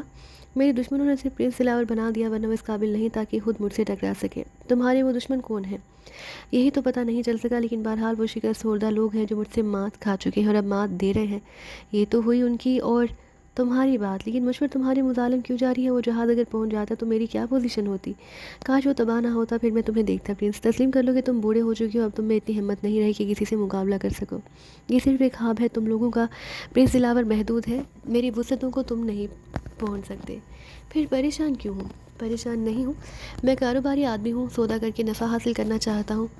میں تمہاری ان چھوٹی چھوٹی شرارتوں کی اہمیت نہیں دیتا، اپنی دانش میں تم مجھ پر کاری ضربیں لگا رہے ہو۔ سیٹھ جبار نے مسکراتے ہوئے کہا، تعجب ہے سیٹھ جبار، تم کئی دنوں سے مجھ سے ملاقات کی خواہش مند تھے، اور جب میں اپنی مصروفیت میں سے وقت نکال کر تمہاری اس تقریب میں شرکت کے لیے آیا تو تم نے فضول گوئی شروع کر دی، کیا یہ تمہیں زیب دیتا ہے؟ میں نے تلخ لہجے میں کہا، اور نہیں ڈیئر منصور، تم سے ملاقات کا تمہیں بہت عرصے سے شائق تھا، اگر یہ تمام باتیں تمہیں ناگوار گزری ہیں تو کوئی بات نہیں، کسی اور وقت کا تعین کر لو۔ ٹھیک ہے، اس کا فیصلہ کر کے میں تمہیں آگاہ کر دوں گا سیٹھ جبار۔ بہتر ہوتا کہ تم اس وقت یہاں سے دوستانہ ماحول میں واپس جاتے۔ سیٹھ جبار بولا، جی نہیں، میں دوستانہ ماحول میں واپس نہیں جانا چاہتا، یہ تمہاری کوٹھی ہے، قرب و جوار میں تمہارے بے شمار آدمی پھیلے ہیں، اگر انہیں حکم دو کہ مجھ پر گولیاں چلائیں، لطف تو اسی وقت آئے گا جب میں تمہاری ہی کوٹھی میں تمہیں ذلیل و خوار کروں گا۔ میں نے مسکراتے ہوئے کہا، اور سیٹھ جبار کا چہرہ سرخ ہو گیا۔ میں اگر چاہوں تو یہ کوٹھی تمہارا مقبرہ بن سکتی ہے، لیکن میں ایسا نہیں چاہتا۔ کیوں سیٹھ جبار؟ میں نے تنزیہ لہجے میں کہا، میں تمہیں موقع دینا چاہتا ہوں، میں چاہتا ہوں کہ تم سنجیدگی سے ان تمام باتوں پر غور کرو، اپنے مستقبل کے لیے بہتر فیصلہ کرو۔ یہ بھی ممکن ہے کہ ہم آپس کے اختلافات طے کر لیں، میں تمہیں تمہاری ان حرکتوں پر معاف کر دوں، تمہاری والدہ اور بہن کو تمہارے حوالے کر کے یہ اجازت دے دوں کہ تم اس ملک سے باہر جا کر کسی اور پرسکون جگہ پر زندگی گزارو۔ خواہش تو میری بھی یہی ہے سیٹھ جبار، لیکن میں یہ سب کچھ تمہاری روست سے نہیں کروں گا، وہ وقت جلد ہی آئے گا جب میں اپنی ماں اور بہن کو لے کر اپنی پرسکون دنیا میں واپس پہنچ جاؤں گا، لیکن یہ سب کچھ تمہاری موت کے بعد ہوگا، اور تم اس بات کو یاد رکھنا کہ کتے کی طرح تم اپنے گھر میں شیر ہوئے تھے، تم نے مجھے دھمکی دی تھی، ان الفاظ کا بدلہ تم سے ضرور لیا جائے گا۔ اگر تم واقعی اپنے آپ کو کچھ سمجھتے ہو تو اس وقت سے فائدہ اٹھانے کی کوشش کرو، ورنہ زندگی بھر پچھتاتے رہو گے، میں نے انتہائی ترش لہجے میں کہا، اور دروازہ کھول کر باہر نکل آیا۔ سیٹھ جبار مجھے تکتا رہ گیا، باہر نکلا تو سامنے ہی اینجل نظر آئی، وہ مجھے دیکھتے ہی مسکرا کر بولی، میں ڈیڈی سے لڑنے ہی آ رہی تھی، بھلا یہ بھی کوئی بات ہے کہ میرے مہمان کو کمرے میں بند کر رکھا ہے؟ اینجل، تمہاری ڈیڈی بہت عظیم ہے۔ بہت شاندار گفتگو کی انہوں نے مجھ سے، اور اب تم مجھے اجازت دو۔ کیا ہو گیا پرنس؟ آپ کے لہجے میں تلخی چھپی ہے؟ ارے نہیں، جو کچھ کہہ رہا ہوں زیادہ سے لہجے میں کہہ رہا ہوں، تم شاید کچھ غلط سمجھی، مگر ابھی تو آپ کو رکنا ہے۔ اس وقت نہیں اینجل، پھر کبھی صحیح، ضرور کوئی بات ہے پرنس، مجھے نہیں بتائیں گے؟ نہیں اینجل، میں نے کہا نا کوئی خاص بات نہیں، اور اگر ہے تو اپنے ڈیڈی سے پوچھ لو۔ تو آپ جا رہے ہیں؟ ہاں، اب میں زیادہ دیر یہاں نہیں رک سکوں گا، چلیے میں آپ کو آپ کی کار تک چھوڑاؤں؟ نہیں اینجل، اس وقت نہیں، کل میں کسی وقت تمہیں فون کروں گا، میں انتظار کروں گا، لیکن میری یہ رات بڑے قرب میں گزرے گی، پتہ نہیں ڈیڈی سے آپ کی کیا بات چیت ہوئی؟ بھائی تمہارے ڈیڈی ہیں، تم ان سے پوچھ سکتی ہو، میں نے کہا، اور اینجل خاموش ہو گئی۔ تاہم وہ کار تک میرے ساتھ آئی تھی۔ طاہر اور آزم بڑی بے چینی سے میرا انتظار کر رہے تھے، مجھے دیکھ کر انہوں نے سکون کی سانس لی۔ ڈرائیور نے دروازہ کھول دیا اور میں کار میں بیٹھ گیا۔ اینجل نے پریشانی سے گردن ہلاتے ہوئے مجھے خداحافظ کہا۔ کار سٹارٹ ہوئی تو جلدی سے کھڑکی پر دونوں ہاتھ رکھ کر جھکی اور بولی، پرنس کل مجھے فون ضرور کیجیے گا، میں ٹھیک 11 بجے آپ کے فون کا انتظار کروں گی۔ اوکے اینجل، میں تمہیں فون ضرور کروں گا۔ اس کے بعد میں نکل آیا۔ میرے دانت ایک دوسرے پر جمے ہوئے تھے اور جبڑوں کے مسل زبر آئے تھے۔ بے شک میں نے خود کو بہت سنبھالا تھا، لیکن فریدہ کا خیال آتے ہی دل ڈوبنے لگتا تھا۔ فریدہ میری بہن، میری بیٹی، نہ جانے میری ماں کس حال میں تھی۔ میں یہی کچھ سوچتا رہا۔ میرے خیالات کا تسلسل اس وقت ٹوٹا جب کار کوٹھی کے پورچ میں رکی۔ میں اپنی خانقاہ میں بند ہو کر ان واقعات کے بارے میں سوچنے لگا۔ فریدہ کی ایک جھلک نے میرے دل و دماغ کو تہہ و بالا کر دیا تھا۔ مجھے احساس ہوا کہ میں پھر جذباتی ہو رہا تھا۔ یہ جذباتیت مجھے کچھ نہیں دے گی، جو کچھ کرنا ہے سوچ سمجھ کر کرنا ہے۔ بہت سے منصوبے میرے ذہن میں بنتے اور بگڑتے رہے، اور پھر ایک خیال میرے ذہن میں جم گیا۔ فریدہ کو حاصل کرنے کا صرف ایک ہی طریقہ تھا، سیٹھ جبار کو وہی سزا دی جائے جو اس نے مجھے دی تھی، اور یہ سزا تھی اینجل کا اغوا۔ ہاں، فریدہ اور امی کے ایونٹس، اینجل کو میں اپنی تحویل میں رکھوں گا اور سیٹھ جبار کو بلیک میل کروں گا کہ وہ فریدہ اور امی کو میرے حوالے کر دیں یا پھر اپنی بیٹی کو ہمیشہ کے لیے بھول جائیں۔ اس فیصلے سے مجھے یہ گنا سکون محسوس ہوا۔ در حقیقت سیٹھ جبار کا بھی اینجل کے سوا کوئی نہ تھا۔ میری اس کارروائی سے سیٹھ جبار ایک بار پھر چاروں خانے چت ہو جائے گا۔ اینجل کے اغوا کا فیصلہ میرے خیال میں بے حد مناسب تھا۔ دل تو چاہ رہا تھا کہ اسی وقت اس سلسلے میں کوئی کارروائی کروں، لیکن میں جانتا تھا کہ جلد بازی کام بگاڑ دیتی ہے۔ وہ رات میں نے انتہائی بے چینی کے عالم میں گزاری، ایک لمحے کے لیے بھی میں نہیں سو سکا۔ ساری رات میں اپنے اس منصوبے کے مختلف پہلوؤں پر غور کرتا رہا۔ میرے سینے میں آگ دہک رہی تھی۔ فریدہ کی صورت بار بار نگاہوں کے سامنے آ جاتی، لیکن سوچ کر کچھ اطمینان ہو جاتا کہ سیٹھ جبار نے اسے کوئی نقصان نہیں پہنچایا۔ اگر ایسا ہو جاتا تو میں کہہ نہیں سکتا کہ میں اپنی شرافت اور انسانیت کو کہاں تک برقرار رکھ سکتا تھا۔ سیٹھ جبار نے فریدہ کو یہ تحفظ دے کر اس وقت اپنی بیٹی کی زندگی بچا لی تھی، لیکن باہر طور مجھے وہ سب کچھ کرنا تھا جس کا فیصلہ میں کر چکا تھا۔ دوسرے روز صبح ہی میں نے اس کی تیاریاں شروع کر دی۔ میں نے اسے قیام کے لیے ایک مناسب جگہ منتخب کر لی تھی۔ 11 بجے میں ٹیلی فون کے قریب پہنچ گیا اور اینجل کے بتائے ہوئے نمبر ڈائل کی دوسری طرف سے فون ریسیور اٹھا لیا گیا۔ ہیلو، مس اینجل سے بات کرنی ہے؟ میں ہی بول رہی ہوں پرنس۔ ارے اینجل، کیسے مزاج ہے؟ ٹھیک ہوں بالکل، آپ سنائیے؟ میں بھی ٹھیک ہوں پرنس، میں رات سے بہت بے چین ہوں۔ کیوں خیریت؟ نہ تو آپ نے کچھ بتایا، نہ ہی ڈیڈی نے۔ میری سمجھ میں نہیں آتا کہ آپ کے اور ڈیڈی کے درمیان کیا گفتگو ہوئی۔ ڈیڈی تو پرسکون تھے، کہنے لگے کہ بڑے اچھے ماحول میں پرنس سے گفتگو ہوئی۔ ایسی کوئی بات نہیں ہوئی جو ان کی طبع نازک پر گراں گزرتی ہو، اور میں مطمئن نہیں ہوئی پرنس، اینجل نے کہا۔ میں کیا کہہ سکتا ہوں اینجل، میں نے ہلکا سا قہقہہ لگایا۔ میں نے تو خود بھی مطمئن کرنے کی کوشش کی تھی۔ در حقیقت تمہارے ڈیڈی سے ایسی کوئی بات ہی نہیں ہوئی جو مجھے گراں گزرتی۔ تمہیں غلط فہمی ہوئی تھی۔ باہر تو میں بہت پریشان رہی، رات بھر سو نہ سکی کہ کیا کر رہے ہیں اس وقت آپ۔ کچھ نہیں تو آ جائیے پرنس، تھوڑی دیر آپ سے بات چیت کروں گی تو طبیعت بہل جائے گی۔ پلیز میری بے تکلفی کو محسوس نہ کریں۔ نہیں بھائی، اب تم تکلف سے کام لے رہی ہو، لیکن میں کہاں آ جاؤں؟ تمہارے اس فون نمبر کے علاوہ مجھے کچھ معلوم نہیں۔ میں نے کہا، ارے سوری، آپ برینیو روڈ کی کوٹھی نمبر 22 میں آ جائیے۔ پیلے رنگ کی عمارت ہے برینیو روڈ کے چوراہے سے کوئی 20 قدم آگے بڑھیں تو الٹے ہاتھ پر آپ کو میں نظر آ جاؤں گی۔ پہنچ رہا ہوں، میں نے جواب دیا، ٹیلی فون بند کر دیا۔ مجھے تو خود اس وقت اینجل کی تلاش تھی، اس نے بلا لیا تھا، یہ تو بہتر ہوا تھا۔ وہاں سے اسے اغوا کرنے میں آسانی ہوگی۔ دوسرے مجھے وہاں کوئی خطرہ نہیں ہو سکتا، کیونکہ اینجل نے ایسی جگہ کا انتخاب کیا ہوگا جو سیٹھ جبار کے علم میں نہیں ہوگی۔ میں نے چہرے پر میک اپ کر لیا، کیونکہ میں اینجل سے اصلی شکل میں نہیں ملنا چاہتا تھا۔ پھر میں نے وہ کار نکالی جو عام طور پر استعمال نہ ہوتی تھی۔ میں چل پڑا۔ میں نے اعظم اور طاہر کو ساتھ لے جانا مناسب نہیں سمجھا، البتہ ایک پستول ضرور ساتھ لے لیا تھا۔ میں یہ کام تنہا انجام دینا چاہتا تھا۔ میری کار برق رفتاری سے سڑکوں پر دوڑتی رہی۔ پھر برینیو روڈ کے چوراہے پر پہنچ کر میں نے رفتار سست کر دی۔ اینجل کے بتائے ہوئے پتے کے مطابق کوٹھی نمبر 22 تیسری کوٹھی ثابت ہوئی۔ ہر کوٹھی کے درمیان کافی جگہ چھوڑ دی گئی تھی اور یہ علاقہ کافی سنسان تھا۔ پتہ نہیں کوٹھی میں اینجل کے علاوہ اور کون کون ہوگا۔ باہر تو گیٹ پر پہنچا تو ایک چوکیدار موجود تھا۔ اس نے سوالیہ نگاہوں سے میری طرف دیکھا تو میں نے کہا، گیٹ کھولو، میں مس اینجل کا مہمان ہوں۔ ارے ٹھیک ہے صاحب، ابھی بی بی صاحب میرے کو بولا کہ اس کا کوئی مہمان آ رہا ہے۔ چوکیدار نے بڑھ کر گیٹ کھول دیا۔ میں چوڑی روش پر گاڑی اندر لیتا چل گیا اور پورٹیکو میں روک دی۔ وہاں اینجل آ کر گاڑی میں کھڑی تھی۔ میں صدر دروازے سے داخل ہو کر چند قدم ہی آگے بڑھا تھا کہ سامنے دروازے پر ایک خوبصورت سی لڑکی نظر آئی۔ اسے چہرے پر کسی قدر خوف کے آثار تھے۔ ہیلو، کیا آپ پرنس دلاور ہیں؟ جی ہاں، میں مس اینجل سے ملنا چاہتا ہوں۔ ویری سوری، انہیں ایک بہت ضروری کام پڑ گیا تھا۔ غالباً سیٹھ جہاب نے فوری طور پر طلب کیا تھا، لیکن آدھے گھنٹے کے بعد وہ ڈالمیا کراس پہنچ جائیں گی۔ مجھے ہدایت کر گئی تھی کہ آپ کو وہیں لے آؤں اور ان کی طرف سے آپ سے معذرت کر لوں۔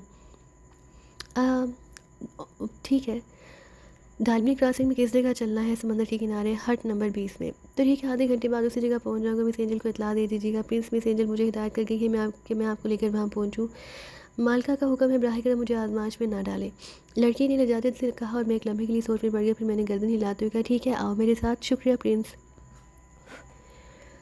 اینجل کی کار پر نظر پڑتے ہی میں چونک کر پوچھا اینجل اپنی کار نہیں لے کے؟ جی نہیں، سیٹھ صاحب نے اپنی گاڑی بھیج کر انہیں بلوا لیا۔ تو چلو ٹھیک ہے۔ میں لڑکی کے ساتھ اپنی گاڑی میں بیٹھا، چند لمحوں بعد گاڑی سڑک پر نکل آئی۔ میرے ذہن میں کچھ خلیج سی پیدا ہو گئی تھی، یہ سب کچھ عجیب سا لگ رہا تھا۔ سیٹھ جبار نے اینجل کو فوری طور پر بلا لیا تھا۔ کیا اینجل سیٹھ جبار کو بتا کر آئی تھی کہ وہ کہاں جا رہی ہے اور کس سے ملنے جا رہی ہے؟ میں نے سوچا چلو ڈالمی کراسنگ بھی دیکھ لیا جائے، ویسے وہ میرا علاقہ، میرا دیکھا بھالا ہے۔ اس علاقے میں بہت عرصے پہلے سیٹھ جبار کا مال آیا کرتا تھا، لیکن اب اس علاقے میں ایک ساحلی تفریح گاہ بنا دی گئی تھی اور کچھ ہٹس بھی موجود تھے۔ اس طرح یہ علاقہ اسمگلنگ کے لیے غیر محفوظ ہو گیا تھا۔ ممکن ہے وہاں سیٹھ جبار کا بھی کوئی ہٹ موجود ہو۔ کار مناسب رفتار سے دوڑ رہی تھی، آدھا گھنٹہ بہت ہوتا ہے، چند منٹ بعد میں وہاں پہنچا جا سکتا تھا۔ لڑکی کو ماں آئینے میں غور سے دیکھ رہی تھی، پھر اس نے ہاتھ بڑھا کر آئینے کا رخ تبدیل کر دیا۔ کیونکہ کوئی خاص بات ہے؟ میں نے پوچھا۔ وہ نیلی فوکس ویگن ہمارا پیچھا کر رہی ہے، ارے تم دیکھ چکی ہو؟ میں نے متحیرانہ انداز میں پوچھا۔ ہاں، آئینے کا رخ بدل لوں؟ میں نے پوچھا اور لڑکی نے گردن ہلا دی۔ میں نے آئینے کا رخ بدل کر دیکھا، تقریباً 200 گز کے فاصلے پر نیلے رنگ کی فوکس ویگن ہمارے پیچھے آ رہی تھی۔ فاصلہ اتنا تھا کہ اس میں موجود لوگوں کی شکلیں نظر نہیں آ سکتی تھی اور نہ ہی ان کی تعداد کا اندازہ ہو سکتا تھا۔ کون ہے اس کار میں؟ میں نے پوچھا۔ میں نہیں جانتی، ممکن ہے شہباز فورسلے ہو۔ وہ؟ میں چونک پڑا۔ میں آپ کو کچھ بتانا چاہتی ہوں جناب۔ ہاں خدا کے لیے آپ میرے بارے میں کوئی غلط رائے قائم مت کیجیے گا۔ میں مس اینجل کی ملازمہ ہی نہیں، ان کے رازدار دوست بھی ہوں۔ میں جانتی ہوں وہ آپ کو چاہتی ہیں، وہ رات ہی سے سیٹھ جبار کی قید میں ہے۔ کیا کہہ رہی ہو؟ میں نے فون پر اسے گفتگو کی تھی، وہ میں تھی پرنس۔ میں مس اینجل کے لہجے میں نقل اتار سکتی ہوں، لیکن تم نے فون پر مجھ سے جو گفتگو کی تھی اس میں وہ تمام باتیں تھیں جو میری اور اینجل کے درمیان ہوئی تھی۔ کوئی بھی بات ایسی نہیں تھی پرنس جو سیٹھ جبار کو معلوم نہ ہو۔ رات آپ کے جانے کے بعد مس اینجل سیٹھ جبار کے پاس گئی اور ان سے پوچھا کہ آپ کے اور ان کے درمیان کیا بات ہوئی۔ انہوں نے یہ بھی کہہ دیا کہ اگر انہوں نے نہ بتایا تو پرنس سے معلوم کر لیں گے، آج 11 بجے آپ انہیں فون کریں گے۔ لیکن سیٹھ جبار پر وحشت سوار تھی، انہوں نے اپنی چہیتی بیٹی کو کوٹھی کے ایک کمرے میں قید کر دیا۔ میں مس اینجل کے ساتھ تھی، لیکن سیٹھ جبار مجھ پر اعتماد کرتے ہیں اور پھر اس کام کے لیے مجھے 5000 روپے نقد پیش کیے گئے۔ کس کام کے لیے؟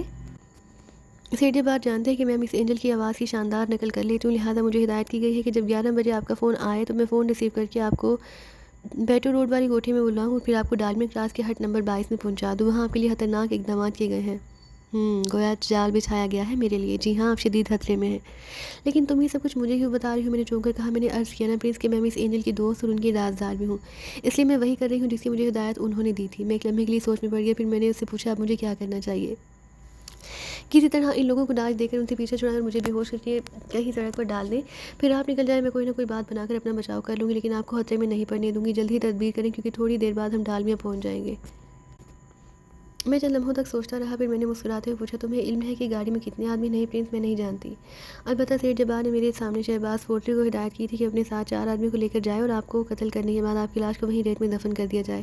ٹھیک ہے لڑکی، تمہارا بہت بہت شکریہ۔ میں چاہتا ہوں کہ وہ لوگ مجھے قتل کر کے میری لاش ریت میں دبا دیں۔ میں نے گھبراتے ہوئے کہا اور کار کی رفتار کو چھوڑ تیز کر دی۔ پرنس پلیز اپنی جان بچائیے۔ وہ لجاجت سے بولی مجھے سرخرو ہونے کا موقع دیجیے، اگر آپ کو کچھ ہو گیا تو مس اینجل خودکشی کر لیں گی۔ میں نے کہا نا تم بالکل بے فکر رہو، ایسی کوئی بات نہیں ہوگی۔ میں نے دوبارہ مکمہ آنے پر نظر جماتے ہوئے کہا۔ لڑکی اپنے خشک ہونٹوں پر زبان پھیرنے لگی۔ اس نے 2-3 بار پھر مجھ سے ان سے نہ الجھنے کی درخواست کی، لیکن ہر بار میں نے اسے خاموشی سے دیکھتے رہنے کا مشورہ دیا۔ ڈالمی کراس نزدیک آتا جا رہا تھا۔ اطراف میں ریت کے بڑے بڑے ٹیلے ابھرے ہوئے تھے، یہ وہی ٹیلے تھے جہاں ایک بار میں نے سیٹھ جبار کے آدمی کو دھوکہ دیا تھا۔ باہر توڑ کار آگے بڑھتی رہی۔ تھوڑی دیر بعد میں نے کہا تم فکر مت کرو، سب ٹھیک ہو جائے گا۔ یہ بتاؤ کہ اس ہٹ میں ان کے علاوہ کسی اور کے ملنے کے امکانات ہیں؟ ہاں، وہاں چوکیدار ہوگا، لڑکی نے کہا اور بے چینی سے پہلو بدل رہی تھی۔ میں ڈرائیونگ کرتا رہا۔ تھوڑی دیر بعد ہٹس نظر آنے لگے۔ ہمارا مطلوبہ ہٹ کون سا ہے؟ میں نے پوچھا۔ وہ دائیں طرف، وہ روحانسی آواز میں اشارہ کرتے ہوئے بولی اور میں کار کو ہٹ کی جانب لیتا چلا گیا۔ وہ ہٹ کیا پوری کوٹھی تھی۔ دور ہی سے وسیع اور عریض لوہے کے پھاٹک، پیچھے لان پر سبز گھاس اور پودے لہلہاتے نظر آ رہے تھے۔ کار پھاٹک کے قریب پہنچی تو بند پھاٹک کے اوپر میں چوکیدار نظر آیا۔ ہماری کار کو دیکھتے ہی وہ ذیلی کھڑکی سے باہر آ گیا۔ کیا بات ہے؟ اس نے قریب آ کر پوچھا۔ گیٹ کھولو ہاں، سیٹھ صاحب نے ہمیں بھیجا ہے، لڑکی نے جواب دیا اور چوکیدار نے گردن ہلا دی۔ میں نے کار کو گیٹ کے اندر لے جاتے ہوئے کنواں آنے میں دیکھا۔ نیلی کار کا دور دور تک پتہ نہ تھا، غالباً وہ کسی اور طرف سے مڑ کر ہٹ کے پیچھے پہنچنا چاہتے تھے۔ میں نے کار گیٹ کے اندر لے جا کر چند گز آگے روک دی اور کار سے اتر آیا۔ چوکیدار گیٹ بند کر کے پلٹ رہا تھا۔ میں نے اشارے سے اسے قریب بلایا اور وہ میرے بالکل قریب پہنچ گیا۔ میں تم سے کچھ معلوم کرنا چاہتا ہوں۔ کیا بات ہے صاحب؟ چوکیدار نے پوچھا۔ دوسرے ہی لمحے میرے دونوں ہاتھ حرکت میں اور چوکیدار کے کانوں پر پڑے۔ اس کا منہ کھل گیا، میرے دوسری گھونسلے سے زمین پر چٹا دیا۔ उसे ज़मीन चटा दी। फिर मज़ीद 2-3 वार करने के बाद उसने उसे उठाया और कार का पिछला दरवाज़ा खोलकर उसे अंदर ठोंस दिया। दोबारा बैठकर मैंने कार आगे बढ़ाई और पोर्ट ट्रैकों में रोक दी। लड़की मेरी हरकत से मुतवहिश नज़र आ रही तो उसकी आवाज़ बंद हो गई। तुम बड़े सुकून से अंदर चली जाओ और बेफिक्र रहो, तुम्हारा बाल भी वीकर ना होगा, मैंने उतरते हुए कहा। बड़ा खूबसूरत। लड़की ने खामोशी से मेरी हिदायत पर अमल किया। फिर मैंने पिछला दरवाज़ा खोलकर चौकीदार को बाहर घसीट लिया और कंधे पर लाद कर लड़की के पीछे पीछे अंदर पहुंच गया। बड़ा खूबसूरत हर ताइशात के हर सामान से आरास्ता। चौकीदार को लिए हुए मैं तेज़ी से आगे बढ़ता रहा। अंदर पहुंचकर मैं चौकीदार को छुपाने के लिए कोई मुनासिब जगह तलाश करने लगा। फिर मुझे एक दो छत्ती नज़र आ गई। मैंने चौकीदार को दोनों हाथों पर उठाकर 2 छत्ती में ठोंस दिया, लेकिन इससे कबल मैं उसी कनपटी पर 1-2 हाथ मारना नहीं भूला था। अब वो 4 घंटे से पहले होश में नहीं आ सकता। इससे फारिग होकर मैं लड़की की तरफ मुतवज्जा हुआ जो मेरे करीब ही आ खड़ी हुई। क्या तुम इस हट में पहले भी आ चुकी हो? जी हाँ, 2-3 बार। कितने कमरे इस हट में? 3। दरमियान में एक बड़ा हाल है। ठीक है डियर, अब तुम ऐसा करो कि किसी कमरे में जाकर खुद को अंदर से बंद कर लो। पापा प्रिंस, खुदा के वास्ते अपनी हिफाजत कीजिए, वरना मैं मिस एंजल को मुँह ना दिखा सकूंगी। तुम फिक्र मत करो डियर, मैंने जो कुछ कहा बस उस पर अमल करो, ये तुम्हारा मेरे साथ बेहतरीन ताउन होगा। मैंने उसी कांधे पर हाथ रखकर कहा। उसने एक कमरे में दाखिल होकर अंदर से चटनी लगा ली। मैंने मुतमईन अंदाज में गर्दन हिलाई और तेज़ी से उस इमारत का जायज़ा लेने लगा। किचन था, 2 बाथरूम थे और बाकी 2 कमरे भी बेडरूम्स की हैसियत रखते थे। दरमियान में एक बड़ा हाल था, एक राहदारी थी जिसका दरवाज़ा उकब में भी खुलता था। अगर मेरा अंदाज़ा गलत नहीं था तो वो लोग इमारत में दाखिल होने के लिए भी रास्ता ही इस्तेमाल करेंगे। मैं जंग की सूरत हाल की एक नक्शा तरतीब दे लेना चाहता था। हवाओं की तादाद कितनी क्यों ना हो, बहरहाल मुझे सबसे निपटना था। चनाचे मैं अगबी दरवाजे के करीब कोई ऐसी जगह तलाश करने लगा जहाँ उन पर निगाह रख सकूँ। अचानक ही राहदारी के दरवाजे दूसरे सिरे पर मुझे 1-2 छत्ती नज़र आ गई। 2 छत्तियाँ यहाँ स्टोर रूम की कमी पूरी करने के लिए बनाई गई थी। मैं उछल कर 2 छत्ती पर चढ़ गया। मेरा अंदाज़ा दुरुस्त साबित हुआ। यहाँ कुछ टूटी हुई कुर्सियाँ, बेड के मूंढे और ऐसा ही काठ का बार भरा था। रस्सी का एक लच्छा भी नज़र आया। समंदर में तैरने के लिए कुछ ट्यूब्स भी पड़ी थी। मुझे लोहे की राड भी मिल गई जिसकी लंबाई तकरीबन 3 फुट थी। ये राड मेरे काम की चीज़ थी। मैं 2 छत्ती पर सीने के बल लेट गया। मेरा रुख दरवाजे ही की सिमत था। आड़ के लिए मैंने कुछ टूटा फूटा सामान अपने आगे रख लिया। अब मैं अगबी सिमत से दाखिल होने वाले को बआसानी देख सकता था, लेकिन आने वाले की नज़र मुझ पर नहीं पड़ सकती थी। चंद लम्हों बाद मुझे कदमों की चाप सुनाई दी। मैं कदमों की आवाज़ों पर कान लगाए ये अंदाज़ा करता रहा कि आने वाले कितने हैं। जल्द ही मुझे एहसास हो गया कि वो सिर्फ एक आदमी, गालिबन वो चारों तरफ फैलकर मुझे घेरने की कोशिश कर रहे हैं। बहरहाल ये बात मेरे हक़ में जाती थी। इस तरह मैं बआसानी उन सबसे निमट सकता था। उसी वक्त राहदारी के एक दरवाजे पर एक आदमी नमूदार हुआ जो उस लिबास और चेहरे मोहरे से ही कोई पेशावर गुंडा मालूम होता था। उसके हाथ में पिस्तौल था। वो मुहतात नज़र से राहदारी का जायज़ा ले रहा था। फिर वो राहदारी में आ गया। अब वो एक कदम आगे बढ़ रहा था और हतल वैसी कोशिश कर रहा था कि उसकी कदमों की आहट ना होने पाए। उसका रुख 2 छत्ती की तरफ ही था। मेरे जिस्म में तनाव पैदा हो गया। मैंने लोहे की राड को मजबूती से थाम लिया और 2 छत्ती के किनारे की तरफ से रखने लगा। गालिबन उसे सरसराहट का एहसास हो गया। वो एकदम रुक गया और पलट कर उस भी दरवाजे की सिम देखने लगा। फिर वो बदबख्त मेरी तरफ खिसकाया। गालिबन दीवार से लगकर खड़ा होना चाहता था। दूसरे ही लम्हे मेरा हाथ तेज़ी से घूमा और राड उसी कनपटी पर पड़ी। वो मुड़कर अपने हमला आवर को देखने की हसरत लिए फर्श पर ढेर हो गया। मैं 2 छत्ती से कूदकर नीचे आ गया और बेहोश हो चुका था। उसी कनपटी से खून बह रहा था। राड की ज़रब इतनी शदीद थी कि मुझे यकीन था कि अब वो दोबारा मुज़ाहमत करने के काबिल नहीं रहेगा। मैंने उसे भी चौकीदार की तरह उठाकर 2 छत्ती पर डाल लिया और उसका पिस्तौल उठा लिया। अब मेरे पास एक पिस्तौल और एक हाथ में राड थी। मैं दबे कदमों दरवाजे की तरफ बढ़ा। दफातन किसी दरवाजे पर दस्तक की आवाज़ सुनाई दी। मेरा जहन एक लम्हे के लिए उस तरफ मबजूल हो गया। यकीनन ये दस्तक उसी कमरे के दरवाजे पर दी जा रही थी जिसमें लड़की थी।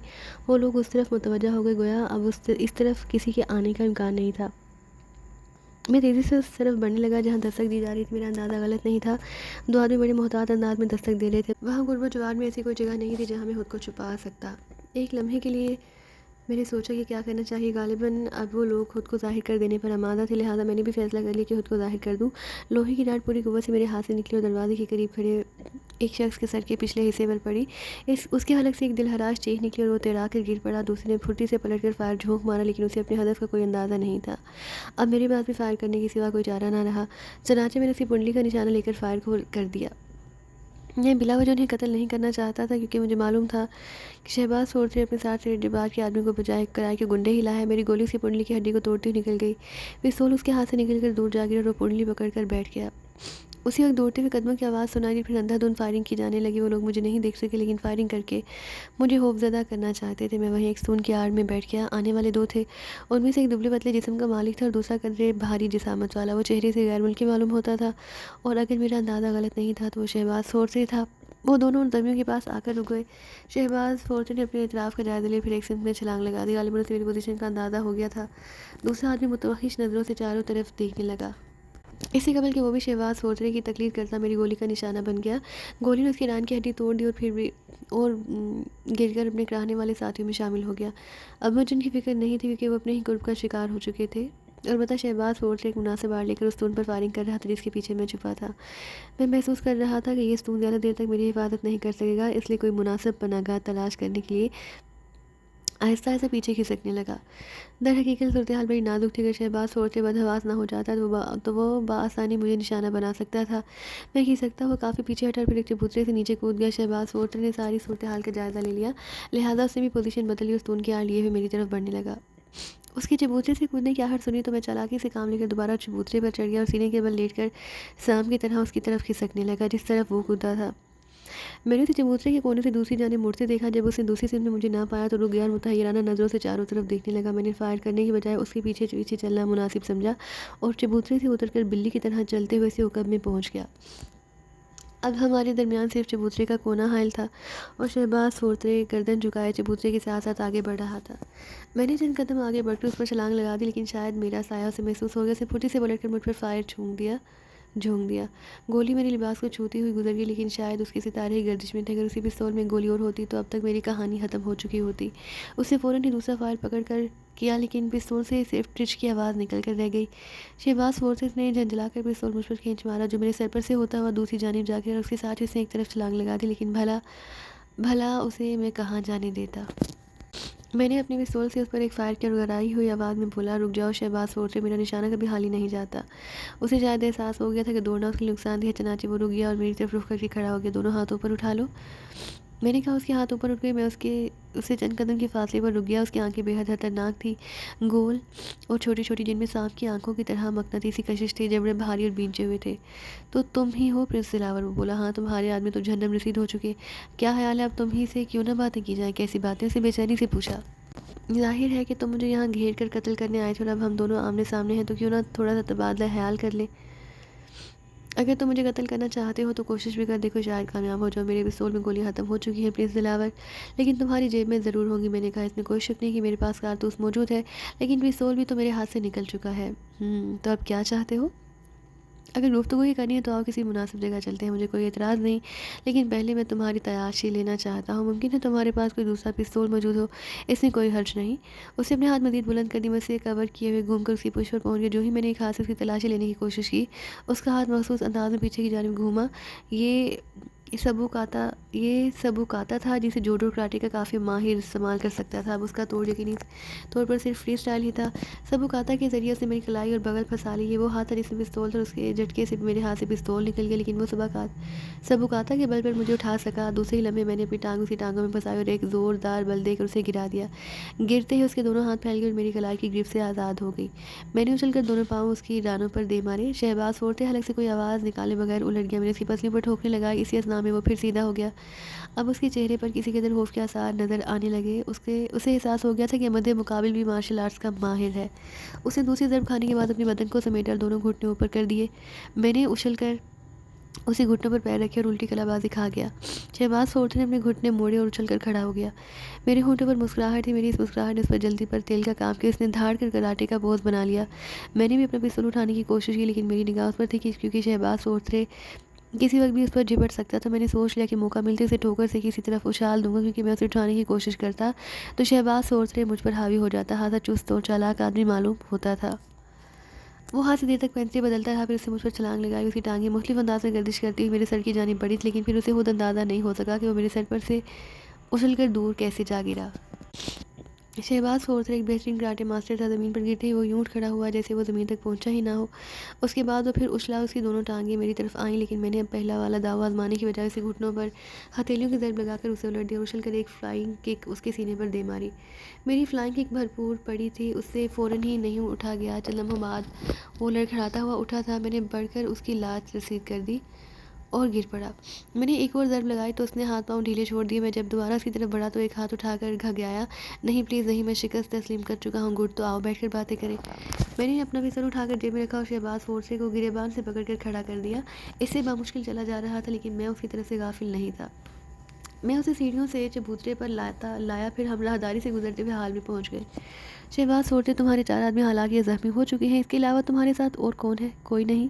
उसने जवाब दिया। अच्छी तरह सोचकर बताओ, अगर झूठ साबित हुआ तो मैं तुम्हारी ज़िंदगी की ज़मानत ना दे सकूँगा। नहीं, कोई नहीं। अच्छा अब ये बताओ तुम मेरे पीछे क्यों आए? तुम्हें कत्ल करने से जब्बार के हुक्म से? हाँ, क्यों? मैं उसका मुलाजिम हूँ, सिर्फ उसके अहकामात की तामील करना मेरा फ़र्ज़ है। और वो लड़की जिसे मुझे यहाँ लाने के लिए भेजा गया था वो भी सेठ जब्बार की मुलाजिम है। एंजल कहाँ है? इसके बारे में सिर्फ सेठ जब्बार जानता है। उसे कहाँ कैद रखा गया है? मैंने कहा ना, मैं सेठ जब्बार का मुलाजिम हूँ, लिहाजा उनके ज़ाती मामलात में मेरा कोई ताल्लुक़ नहीं होता। अच्छा तो अब तुम ये बताओ कि तुम्हारे साथ क्या सलूक किया जाए, जिस तरह तुम मुनासिब समझो। मैं क्या कह सकता हूँ?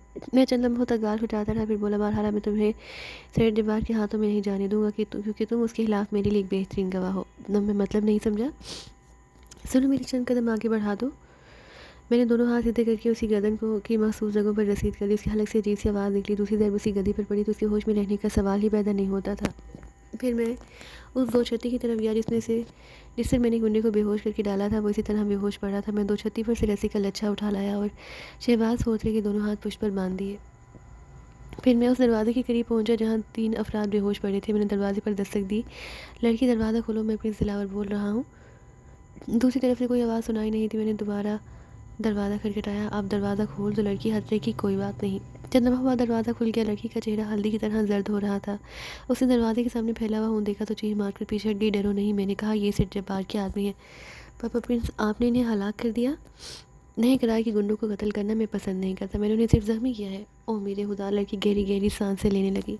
तुम बाहर आओ, मैंने कहा, और लड़की कमरे से निकल आई। वो वहशत ज़दा नज़र से चारों तरफ देख रही थी। डरो नहीं डियर, अब यहाँ कोई खतरा नहीं है। और वो मेरा मतलब है शहबाज सोर्ट्रे, वो भी हाल में बेहोश पड़ा है। आओ तुम्हें दिखाऊं, मैंने कहा और उसे लिए हुए हाल में आ गया। शहबाज सोर्ट्रे इसी तरह औंधा पड़ा था। लड़की की खुश्क होंठों पर ज़ुबान फेरने लगी। गोया प्रिंस आपने? हाँ डियर, इस सिलसिले में तुम्हारा शुक्रगुजार हूँ कि तुमने मुझे पहले ही आगाह कर दिया था, वरना मुमकिन था कि उनमें से कोई कामयाबी हो जाता। लड़की ने कोई जवाब नहीं दिया। अब हम ज़्यादा देर यहाँ नहीं रुक सकते। मैंने कहा, तुम ये बताओ कि अब तुम्हें क्या करना है? मैं क्या बताऊँ प्रिंस? लड़की रूहान से लहजे में बोली। सुनो लड़की, मैं तुम्हारी ज़िंदगी खतरे में नहीं डालना चाहता। अगर सेठ जब्बार की तरफ से तुम्हें यह खतरा हो कि तुम्हें इस नाकामी की सज़ा देगा तो मैं तुम्हें अपने साथ लिए चलता हूँ। और अगर तुम ये महसूस करती हो कि कोई बात बनाकर सेठ जब्बार को मुतमईन कर लोगी तो भी जिस तरह चाहो यहाँ से जा सकती हो। लड़की चंद लम्हे कुछ सोचती रही, फिर भराई हुई आवाज़ में बोली, मैं आपके साथ नहीं जा सकती प्रिंस। मेरे वालिद और भाई सेठ जब्बार के लिए काम करते हैं। अगर मैं गायब हो गई तो सेठ जब्बार को मुझ पर शुबा हो जाएगा और वो उन लोगों को नुकसान पहुंचाएगा। ठीक है, जैसे तुम्हारी मर्ज़ी, लेकिन ये बताओ कि जहाँ के बारे में उन्हें क्या बताओगी? जैसा आप मुनासिब समझे प्रिंस। इसके लिए हमें ड्रामा तरतीब देना होगा। वो क्या प्रिंस? मैं तुम्हारे चेहरे पर 2-4 हराशें डाल दूंगा, तुम्हारे बाल उलझा दूंगा, 1-2 जगह से लिबास फाड़ कर तुम्हारे हाथ मुझ पर बांध दूंगा ताकि सेठ जब्बार जब तुम्हारी तरफ से मशकूक ना होने पाए। क्या ख्याल है? हाँ, ऐसा ज़रूर करें प्लीज़, इस तरह मैं शक व शुबे से बालातर हो जाऊँगी। ठीक है, मैंने कहा और हाँ उस बेचारी लड़की पर जुल्म करना शुरू कर दिया, लेकिन ये जुल्म उसकी भलाई के लिए था। मैंने उसके चेहरे पर कई हराशें डाली, तकलीफ से उसकी आंखों में आंसू आ गए। सॉरी डियर, ये तुम्हारी ज़िंदगी के लिए ज़रूरी था। मैंने नरम लहजे में कहा, मैं जानती हूँ, उसने भराई हुई आवाज़ में जवाब दिया। फिर मैंने उसका ऐसा हुलिया बना दिया जैसे बड़ी जद्दोजहद के बाद उस पर काबू पाया गया। उसके बाद मैंने उसके हाथ पुश पर इस तरह कस दिए कि अगर वो कोशिश करे तो घुल जाए। मुझे यकीन है सेठ जब्बार की जब इस कार्रवाई की रिपोर्ट नहीं मिलेगी तो वो यहाँ किसी न किसी को ज़रूर भेजेगा और आने वाले तुम्हें अपने साथ ले जाएंगे। लेकिन अगर तुम देखो कि कोई नहीं आया और तुम तकलीफ दम राहत में दाखिल हो गई हो तो अपने हाथ खोल लेना और किसी न किसी तरह यहाँ से निकलने की कोशिश करना। ठीक है, मैं आपकी हिदायत पर अमल करूँगी। वैसे आपका शहबाज फोर्ट्री के बारे में क्या प्रोग्राम है? मैं इसे अपने साथ लिए जा रहा हूँ। तुम कोई भी कहानी गढ़कर सेठ जब्बार को मुतमईन कर देना। आप बेफिक्र रहें, अब मैं सूरत हाल को किसी न किसी हद तक संभाल लूँगी। मैंने शहबाज फोर्ट्री को कंधे पर डाला और लड़की को खुदा हाफिज़ कहकर अपनी कार के करीब पहुँच गया। फिर मैं शहबाज फोर्ट्री को कार की डिग्गी में ठोंसा और डिग्गी मुकफ़ल कर दी। उसके बाद इत्मीनान से कार में बैठकर वापस चल पड़ा।